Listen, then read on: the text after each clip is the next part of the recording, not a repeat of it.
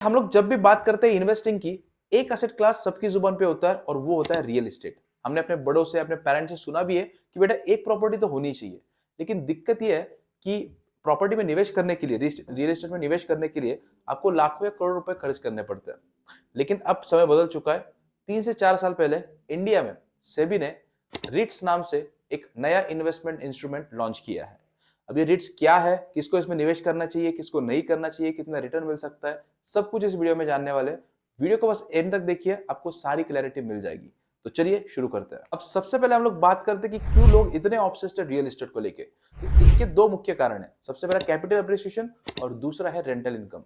Capital appreciation मतलब आपको पता ही कि टीयर 1 और टीयर 2 सिटीज में पिछले 10 से 15 सालों में रियल एस्टेट के दाम कितने गुना बढ़े हैं। और दूसरी चीज, जैसे मैंने आपको कहा कि रेंटल इनकम, ये आपके पैसिव इनकम का एक स्टेडी सोर्स बन सकता है। आप दुनिया के किसी भी वेल्दी इंसान का पोर्टफोलियो उठा के देख लो, उसमें एक बड़ा हिस्सा रियल एस्टेट का होता है। लेकिन जैसे मैंने कहा कि इसके अंदर एक लिमिटेशन भी है।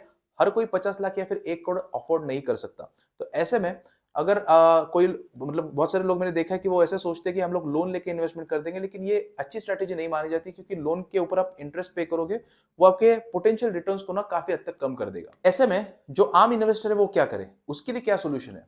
तो उसके लिए सोल्यूशन है कमर्शियल रियल एस्टेट। आप सबको ही पता है कि जो कमर्शियल रियल एस्टेट होता है, जैसे कि मॉल्स हो गए, ऑफिस बिल्डिंग्स हो गई, वेयर हाउसेस हो गए, ये रेसिडेंशियल से काफी अच्छे रिटर्न देते हैं। लेकिन इनमें निवेश करना उतना ही कॉम्प्लिकेटेड है। तो इसी कॉम्प्लिकेशन का जो जवाब है वो है रिट्स। आखिर ये रिट्स है क्या? चलिए इसको एक छोटे से एग्जांपल के द्वारा मैं आपको समझाता हूं। आप मान लीजिए एक बहुत बड़े मॉल के अंदर एक छोटा सा दुकान है जिसको आप खरीदना चाहते हो, लेकिन उस दुकान को हैंडल करने की कितनी झंझट है ये देखते हैं। जैसे कि आपको समय पर किराएदार ढूंढना पड़ेगा, फिर उससे समय पर किराया लेना पड़ेगा, उसके बाद आपको ये भी देखना है कि जो सारे प्रॉपर्टीज के पेपर्स है, टैक्सेस है, उसको भी आपको हैंडल करना पड़ेगा। फिर टाइमली मेंटेनेंस करवाना पड़ेगा उस दुकान का। उसके बाद आखिर में आपको ये भी देखना है कि वो दुकान ज्यादा समय खाली ना रहे। तो एक फुल टाइम जॉब की तरह ये हो जाएगा। अब आप इमेजिन कीजिए कि उस दुकान के बदले उस पूरे मॉल का और उसके से 10 और बड़े पार्क का अगर छोटा सा हिस्सा आपको खरीदने के लिए मिल जाए। छोटे से हिस्से को हम लोग कहते हैं रिट्स। और रिट्स ना एसेंशियली जब आप एक रिट खरीदते हो, तो यानी कि आप क्या कर रहे हो कि जो पूरा कमर्शियल प्रॉपर्टीज का जो पोर्टफोलियो है, उसके अंदर से आप एक छोटा सा हिस्सा खरीद रहे हो। तो ऑटोमेटिकली जो आपकी रिस्क भी है वो भी कम हो जाती है। यहाँ पर रिट्स के द्वारा ना आपको दो तरीके के बेनिफिट्स मिलते हैं। सबसे पहला आता है डिविडेंड। जो भी रेंटल कलेक्शन होता है उसका एक बड़ा हिस्सा सेबी के अनुसार जो कलेक्शन होगा उसका 90% यूनिट होल्डर्स में डिस्ट्रीब्यूट कर दिया जाता है, और ये साल का 4 से 7% तक होता है। इसके बाद आता है कैपिटल अप्रिसिएशन।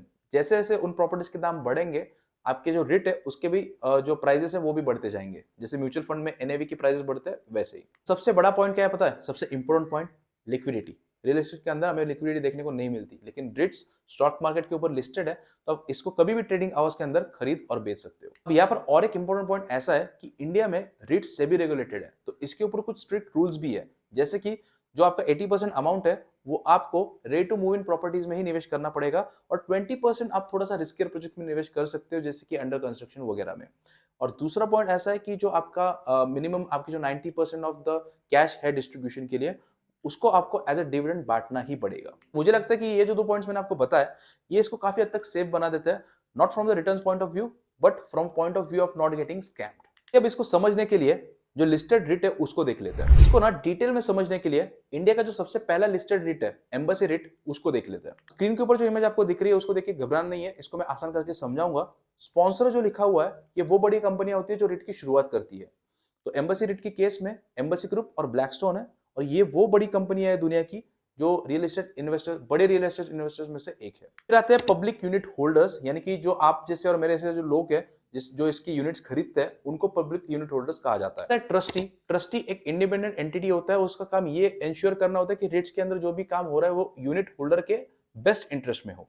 और फिर आता है मैनेजर जो है वो प्रॉपर्टी के अंदर डे टू डे बेसिस पर सारे चीजें मैनेज करता है, जैसे कि टेनेंट्स लाना, रेंट कलेक्ट करना, मेंटेनेंस देखना वगैरह वगैरह। यहाँ पर आप देख सकते हो कि एम्बेसी रिट के नीचे कितने जो रिट्स है वो लिस्टेड है। अब यहाँ पर ना जो एम्बेसी रिट है वो इंडिया का पहला और एशिया का एरिया के हिसाब से सबसे बड़ा रिट है।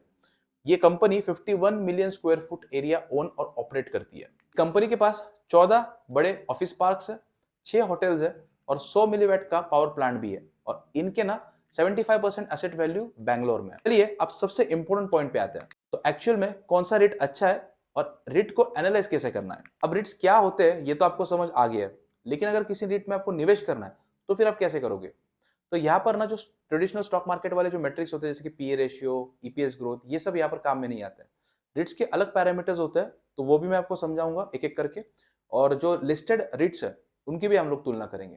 तो वीडियो को एक तक जरूर देखिए। सबसे पहला जो मेट्रिक है वो है एनएवी यानी कि नेट एसेट वैल्यू। अब इसको ना आप इसकी बुक वैल्यू भी बोल सकते हो, रिट्स की बुक वैल्यू भी बोल सकते हो। अब इसको निकालने का फॉर्मूला है टोटल असेट की market value minus total date, यानी कि जो टोटल असेट है एक रिट के अंदर उनकी मार्केट वैल्यू क्या है और माइनस उन प्रॉपर्टीज के ऊपर कितना लोन चल रहा है। अब इससे ना आपको एक रिट की इंट्रिंसिक वैल्यू मिल जाती है।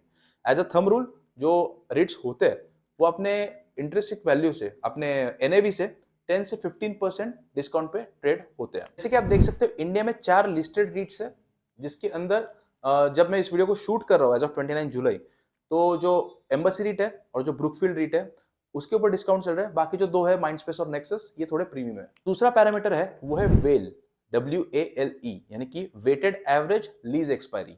ये पैरामीटर ये बताता है, ये बहुत इंपॉर्टेंट पैरामीटर है, और ये बताता है कि एक प्रॉपर्टी को खाली होने में कितना समय है।